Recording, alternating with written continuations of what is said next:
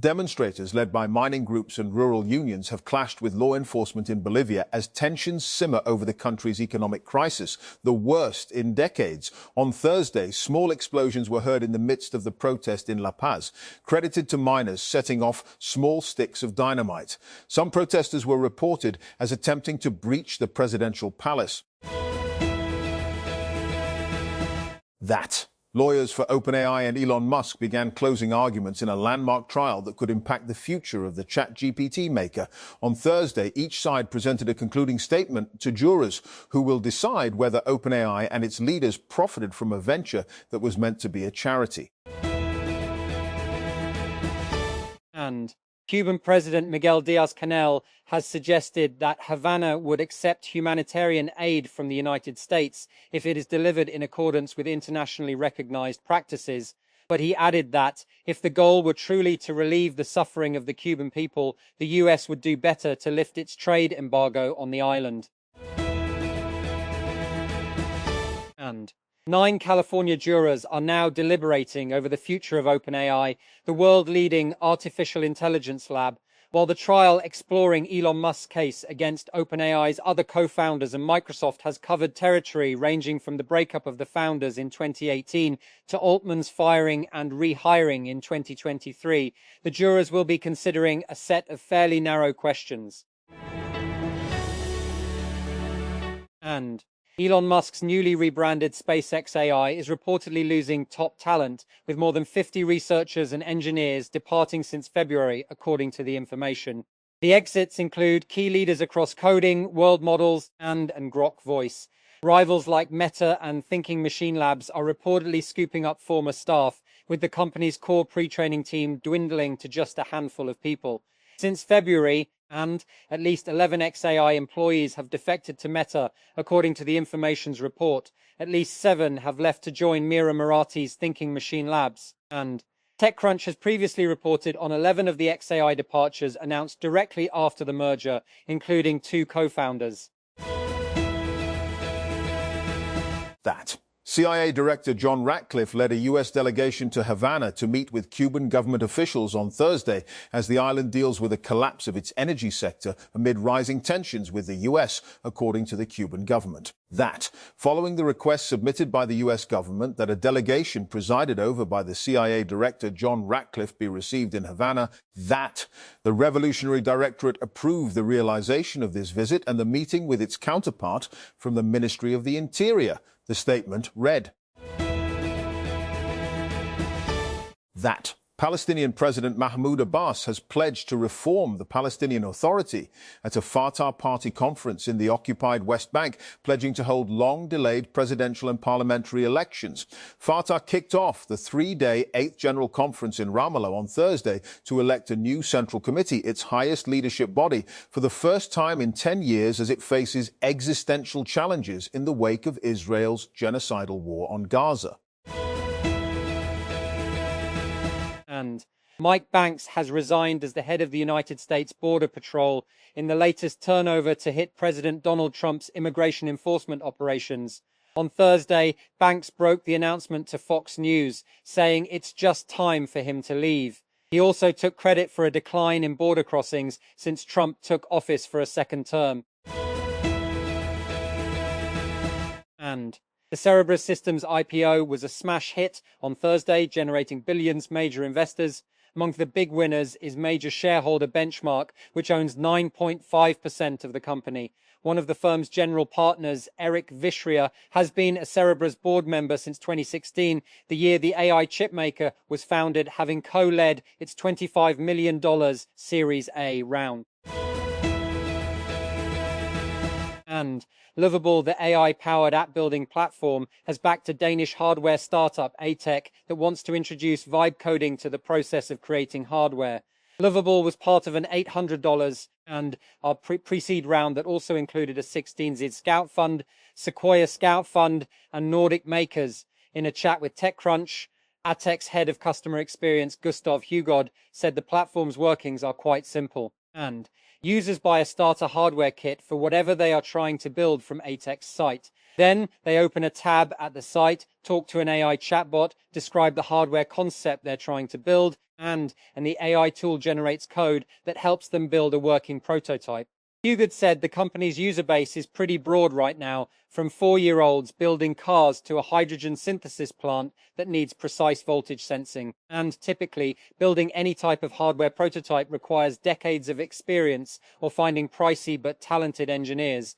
But Hugad said that as the accessibility gap of software has collapsed, and so will the difficulty of building in the hardware space. Hardware in a democratized world has to be available to everyone, he said.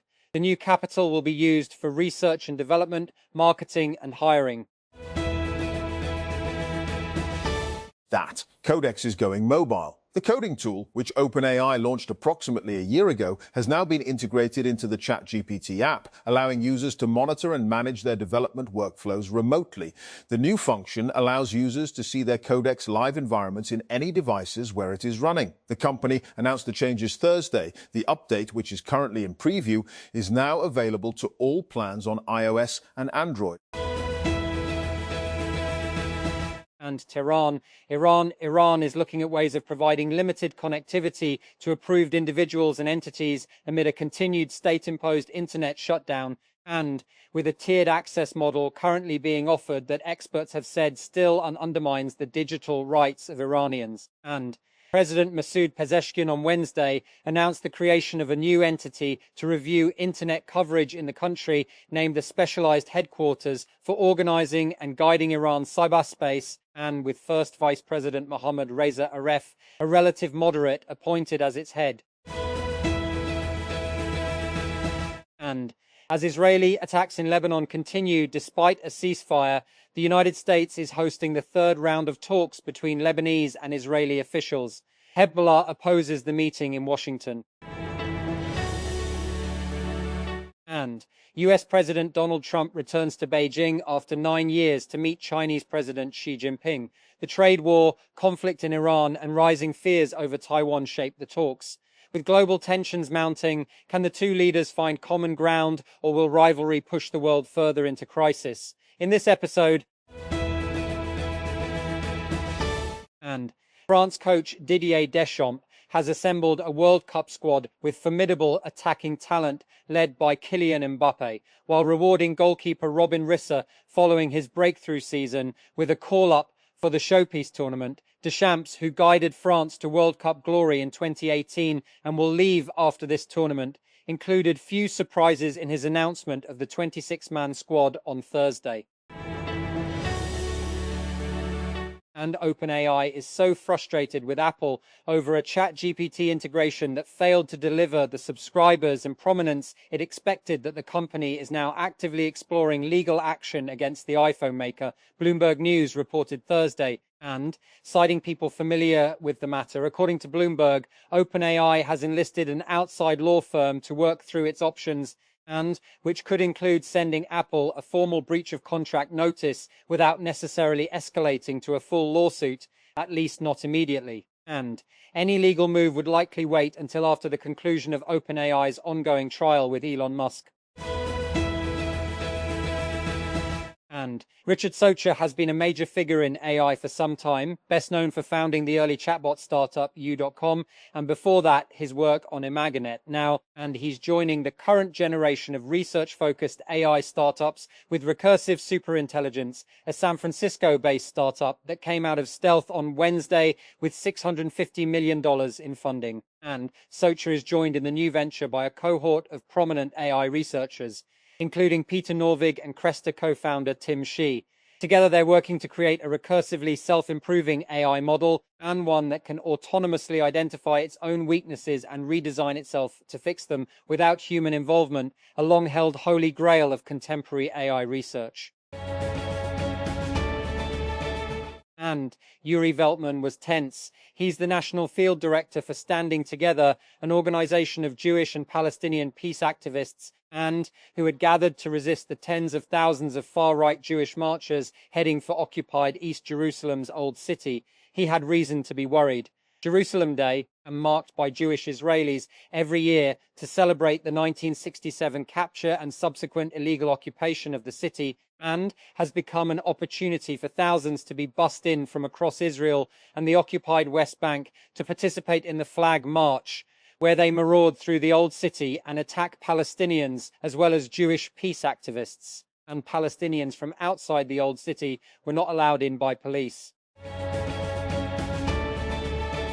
And more than 40% of Sudan's population is facing acute hunger, according to a report by a global hunger monitor, the 3-year civil war having created one of the world's worst humanitarian crises. Nearly 19.5 million Sudanese people are facing such dire circumstances, the United Nations-backed Integrated Food Security Phase Classification, IPC, said on Thursday. And the administration of United States President Donald Trump has pledged an extra $1.8 billion in humanitarian funding to the United Nations, but the amount announced on Thursday remains far short of past US commitments to humanitarian aid, which totaled as high as $17 billion in fiscal year 2022.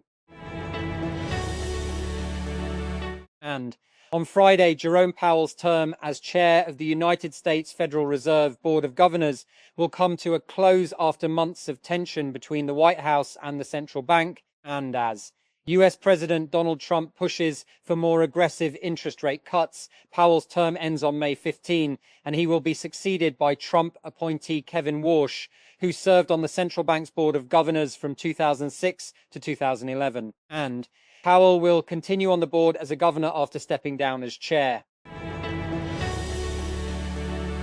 That Israeli ultranationalists marching through Jerusalem's Old City chanted death to Arabs, and may your villages burn during the annual Jerusalem Day parade. As many Palestinian residents stayed indoors and shuttered their shops, tens of thousands of Israelis, many of them teenagers and young adults, take part each year in the march, which Israeli authorities say celebrates the reunification of Jerusalem after Israel captured East Jerusalem during the 1967 war. That short-form video is a format that's built for mobile. These vertically oriented videos are designed to fit the shape of a smartphone. But according to YouTube, this kind of content has become quite popular on the big screen. It seems counterintuitive, but the data is hard to argue against. YouTube viewers watch over 2 billion hours of YouTube Shorts, the platform's clips that run up to 3 minutes on TVs each month.